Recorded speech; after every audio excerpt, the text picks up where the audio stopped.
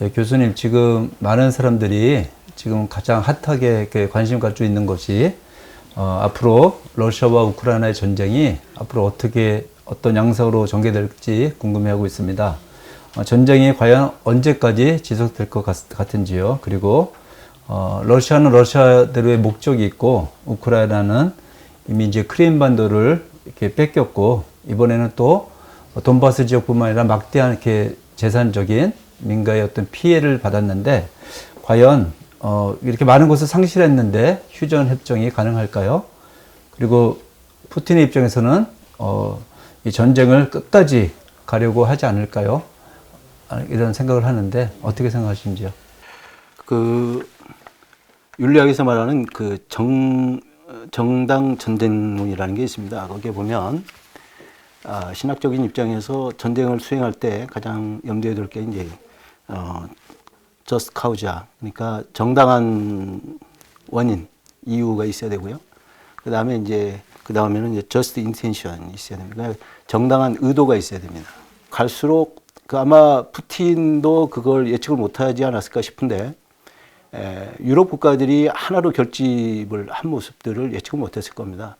특히 이제 독일 같은 경우에도 굉장히 경제적인 이해관계가 있음에도 불구하고 결집하는 모습을 보여줬고요. 노르트 스트림 가스관을 결국에는 지금 잠근 상태입니다. 그러니까 물론 일부는 지금 계속 터놓고 있지만 그 논의는 계속 되리라고 봅니다. 그리고 이제 강력한 또 미국을 비롯한 서방 국가의 경제적인 제재가 러시아에 가해지고 있기 때문에 지금 러시아는 1차 디폴트 위기를 맞이하고 있습니다. 그래서 시간이 갈수록 러시아가 시간이 결코 우호적이지 않다. 러시아한테. 그런 얘기고요. 이 전쟁에 러시아가 추구하는 전쟁의 의도가 뭐냐. 러시아의 요구는 우크라이나의 탈무장화, 그 다음에 탈나치화라는 명분이었습니다. 그러니까 뭐냐면 탈무장화는 이제 무장을 내려놓아라 라는 얘기고요. 나치를 지금 현재 젤렌스키 정부를 나치로 지금 보고 있습니다.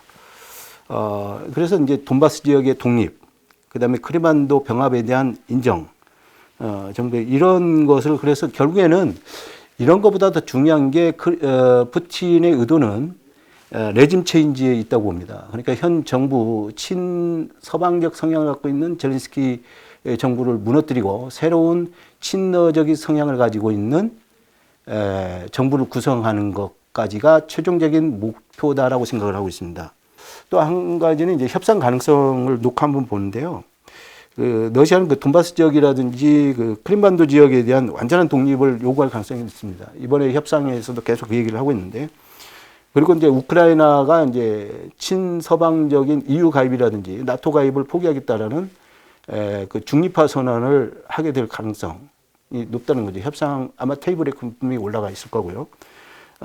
그렇게 될 경우에 만약에 거기까지만 인정할 경우에는 협상이 될 가능성도 굉장히 높다고 봅니다. 그래서 이거는 앞으로 전적으로 어디에 달리냐면 푸틴의 의지에 달려 있고요. 그리고 또 이게 협상으로 갈 경우에는 또 오히려 시간이 그렇게 오래 걸리지 않을 가능성도 높다고 저는 그렇게 생각하고 있습니다. 네, 우크라이나는 그동안에 미국과 유럽 또는 러시아와의 관계에 있어서 외교 관계가 정권이 바뀔 때마다 이렇게 외교적 형태가 변화됐다는 것을 볼 수 있습니다. 예를 들어서 2010년에 야누코비치 대통령일 때는 나토를 가입 반대 의사를 표명했고요. 그런 정책을 말했고, 또한 러시아로부터 친러시아적이었기 때문에 금융 지원도 받았습니다. 그러자 2013년에 대규모 유로마이단 혁명이 일어나자마자 야누코비치 대통령은 의회로부터 해임이 돼서 러시아로 망명해 갔죠. 그 후에 새로 등극한 투르치노프 대통령 서기는 친서방 또한 반러 정책을 이렇게 표명했습니다. 우리가 알다시피 지금 현재 대통령이 2019년 젤렌스키 대통령은 나토 가입과 EU 가입을 두고 지금 러시아와 이렇게 큰 갈등을 빚고 이제 전쟁까지 이렇게 하게 되는 상황이 되었습니다. 그러면 교수님께서는 앞으로 러시아와 우크라이나의 이 전쟁으로 인해서 국제 정세가 어떻게 변화될지, 그리고 교회와 그 선교는 이러한 변하는 국제 정세에서 어떻게 대응해야 할지 말씀해 주시면 감사하겠습니다. 일단은 뭐 걱정되는 게 지금 러시아와 우크라이나 전쟁으로 인해서 식량과 에너지 가격이 엄청나게 지금 변동하고 있다는 사실입니다. 그래서 주자다시피 러시아는 그 서방 국가의 수출품의 대부분이 그 에너지 자원입니다. 그래서 그 제일 수출을 많이 하는 게 이제 천연가스고요. 2위가 석유입니다. 그 다음에 3위가 이제 석탄인데요. 이게 굉장히 세계의 전체 수출 물량의 12%가 러시아로부터 수출되고 있습니다. 그리고 천연가스 같은 경우에는 17%에 해당하는 걸로 알고 있고요. 그렇기 때문에 이런 식량과 에너지 파동이 심각해질 것이다, 앞으로. 두 번째는, 우려스러운 부분이 이제 세계 정세가 이제 군비 경쟁이 굉장히 심각해질 겁니다. 특히 이제 독일을 비롯한 유럽 국가들이 재무장을 굉장히 많이 시도할 겁니다. 특히 아시아 지역뿐만 아니라 유럽 국가들, 특히 이런 국가들이 러시아의 위협을 이미 느꼈기 때문에 엄청난 재무장, 군비 확장을 할 것이고 군비 경쟁을 뛰어들 것입니다. 우크라이나가 과거에는 핵을 구소련 해체하고 핵을 한 3,000여 개 갖고 있었습니다. 그런데 이거를 핵 협상을 통해서 미국하고 러시아하고 안전을 보장해주고 경제 지원과 안전 보장을 대가로 해서 3,000개를 전부 러시아로 이관을 시켰습니다. 그래서 러시아에 핵이 없었습니다. 근데 만약에 이번 전쟁이 우크라이나가 핵을 그대로, 과거의 핵을 그대로 갖고 있었다면 어떻게 됐을까요? 과연 러시아가 전쟁을 할 수 있었을까요? 크림 병합? 저는 못했다고 봅니다. 전쟁할 엄두를 못 냈을 겁니다. 핵이 없으니까 결국엔 당했습니다. 결국엔 자기들이 한 약속도 어겨버렸습니다. 미국도 마찬가지입니다. 우크라이나에 대한 약속을 어겨버렸습니다. 그러면 결국에는 약소 국가들은 결국에는 믿을 수 있는 것은 핵이다라는 생각을 가질 수 있고, 핵 개발에 아니면 어떤 형태로든지 핵을 보유하고자 하는 노력이 시도되지 않을까. 그게 좀 우려스러운 부분이고요. 또 마지막으로는 신냉전 시대의 도래입니다. 그래서 과거에 우리가 수없이 많은 시간 동안 냉전 체제에 길들여져 왔는데, 그게 좀 소련이 해체되면서 냉전이 해체됐습니다. 그런데 다시 러시아와 중국 또 서방 국가들과 냉전 시대가 도래할 가능성이 굉장히 높다라고 이렇게 우려스러운 부분들이 있습니다. 그래서 이게 이제 나토를 비롯한 이제 한국에 있는 그 아시아 지역에, 유럽에는 나토, 그다음에 아시아 지역에는 쿼드를 중심으로 해서 동맹 관계를 우리에게 강요할 가능성이 굉장히 높다 이렇게 봅니다. 그렇게 될 경우에는 이제 우리와의 이제 중국과 러시아의 이제 안보 동맹과 이제 경제 동맹까지, 이를 견제하기 위한 안보 동맹과 경제 동맹까지 견제하라고 우리한테 이제 요청서를 보낼 가능성이 높다고 봅니다. 그렇게 될 경우에는 남북 관계는 결코 순탄하지 못하게 흘러갈 가능성이, 이 냉전 구도에 갇혀 가지고 한미일 공동체는 굉장히 강화될 가능성이 있고, 과거에 북한을 중심으로 해서 북중러 삼각동맹이 다시 부활해 가지고 한반도에는 결코 좋은 상황이 전개될 것 같지 않다라는 게 이제 제가 보는 관점이고요. 그래서 앞으로 교회는 더 독일 교회가 그랬듯이 남북 교류를 지속적으로, 교회 간의 교류를 지속할 필요가 있고, 교회가 사회의 갈등을 추구하는 갈등 요소로 등장하면 안 된다고 봅니다. 화해와 평화의 담지자로서 하나님 그게 주신 사명이라고 생각하고, 이 국제 문제, 특히 남북 문제도 역시 갈등을 해결하는 해소자로서 역할을 해 나가야 되지 않을까. 앞으로 더 우리 남북 관계는 힘든 시기가 더 도래할 가능성이 굉장히 높다고 봅니다. 지금 전쟁으로 대량 난민이 발생하고 있습니다. 그래서 지금 현재 난민들이 국경지대로 대피하고 있고 지금 신문상에서는 뭐 250만 명 뭐 이렇게 추정하고 있는데 제가 아마 정확한 데이터는 아니라고 봅니다. 아마 더 이상의 난민들이 지금 국경지대로 이동을 할 거라고 생각을 하고요. 지금 현재 우리 홍 선교사님 난민 구호 활동, 특히 누마니아 지역에 지금 선교사님께서 하시고 계시는 난민 구호 활동은 지금 어떻게 진행하고 계신가요? 사실 저희 남편은 송은영 선교사는 난민 구호 활동이 이렇게 목적으로 간 건 아니었고 이제 저희들이 대사관에서 나오라 그럴 때 루마니아 쪽으로 유럽으로 나가시는 분이 계셨고 한국으로 나오시는 분이 있었는데 유럽이 가까우니까 이렇게 전쟁이 일어날 줄 모르고 가까운 데서 이제 전망하고 보겠다 그래서 나간 거였는데 나가서 이제 그쪽에 계신 현지 선교사님들하고 같이 연결해서 지내다가 이렇게 전쟁이 일어나니까 난민이 오니까 본인도 사실은 피난민에 속하는데 네, 난민을 돕는 일을 할 수밖에 없게 됐어요. 그래서 뭐 이렇게 그쪽 말을 할 수 있는 것도 아니고 그런 건 아니고요.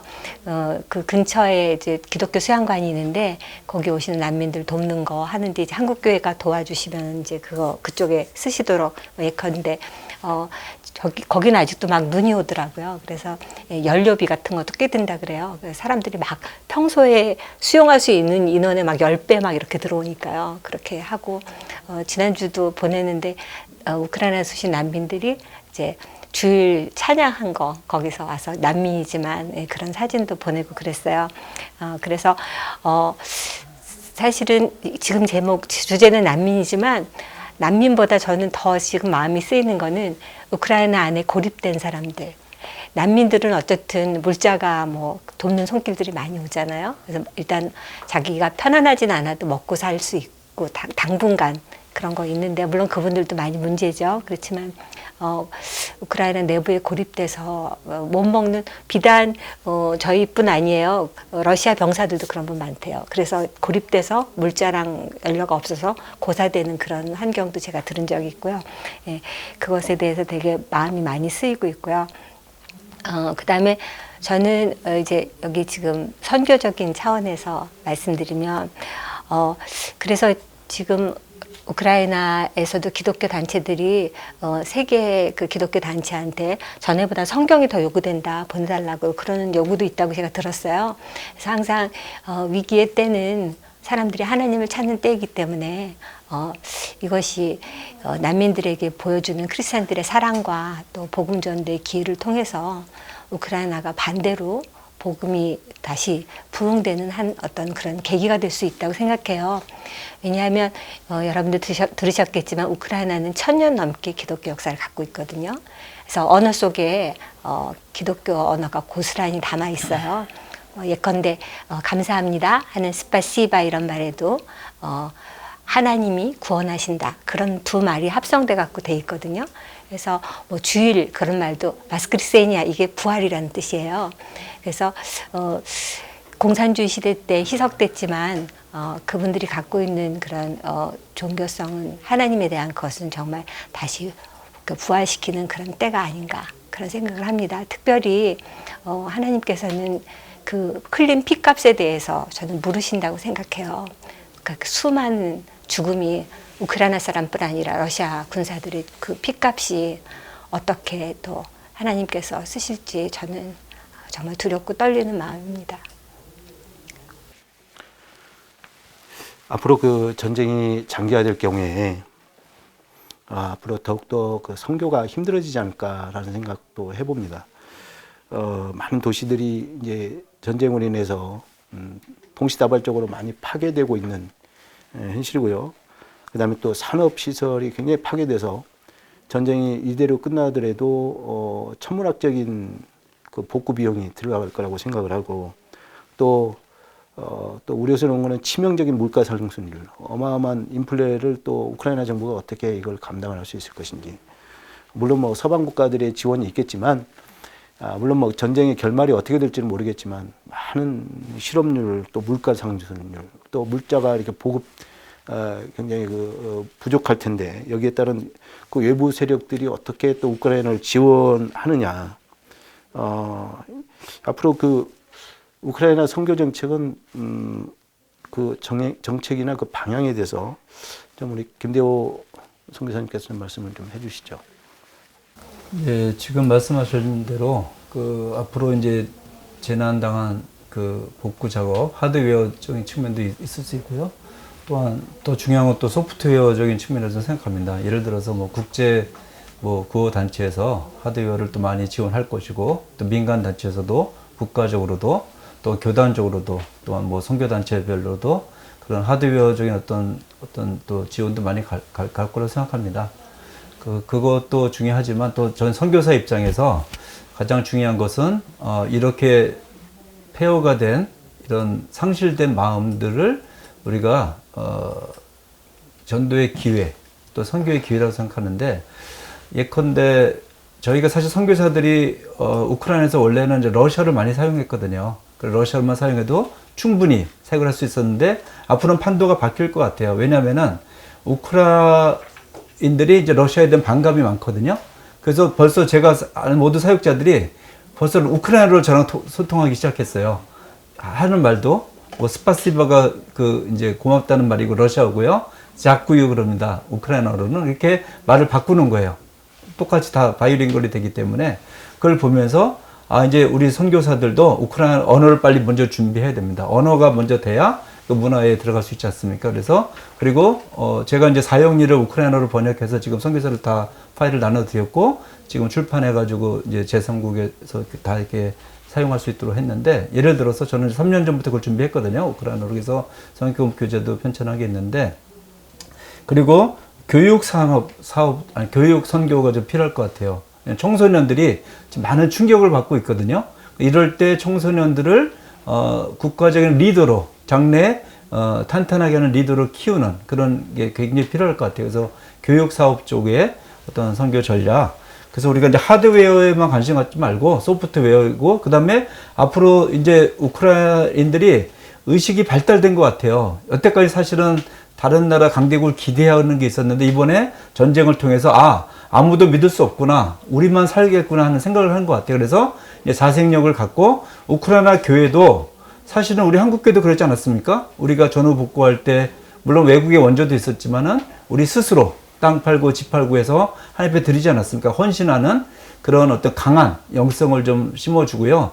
저희는 어떤 그런 물질적인 지원보다도 정신력, 그 다음에 영적인 면에서의 어떤 지원, 그런 것을 좀 해야 되지 않을까 생각합니다. 저는. 예, 홍성 교사님은 앞으로 전쟁이 끝나면 이제 앞으로 하시고 싶은 사역이나 또 방향에 대해서 또 계획이 있으시면 좀 말씀 좀 해주십시오. 일단은 저희는 이제 코리안이기 때문에 국가가 저희를 갈 수 있도록 여건을 해주셔야 되고요. 그게 나오기만 하면 빨리 달려갈 생각이에요. 너무 도울 영역이 많다고 생각되는데요. 근데 이제 일단 우크라이나 사람들이 갖는 한국 사람들에 대한 인식이 좋아요. 네, 여러 무슨 삼성이나 LG 그런 것도 있지만, 또 뭐 요즘에 잘 아는 것처럼 K-팝이라든지 여러 가지 그런 것도 있고, 또 우리 선교사들이 가서 좋은 관계들을 많이 가져서 서로 유대 관계도 있고, 또 짧게 있지 않고 오랫동안 있었기 때문에